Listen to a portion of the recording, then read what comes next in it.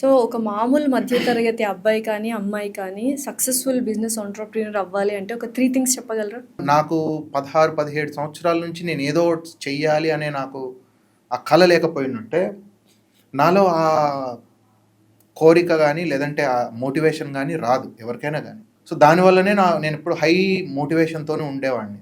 So first dream big is very very important.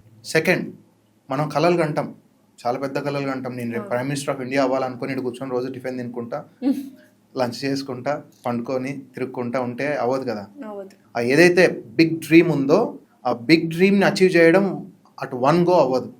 So it's a consistent effort, stage by stage, stage by stage, stage by stage. So ఆ stage by stage ఎఫర్ట్స్ని మనం develop చేసుకుంటూ ఎఫర్ట్స్ని కన్సిస్టెంట్గా మనం పెడుతూ మన డ్రీమ్ని achieve చేసుకోవడానికి కావాల్సినటువంటి ఏదైతే మన కన్సిస్టెంట్ ఎఫర్ట్ ఉంటుందో అది చాలా చాలా ఇంపార్టెంట్.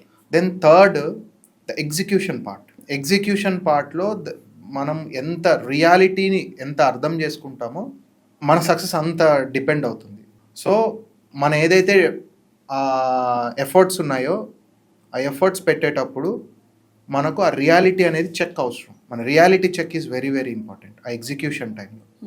ఇప్పుడు నేనేదో పెద్దగా చేయాలనుకుంటా కానీ అది రియాలిటీకి దగ్గరలో లేదు.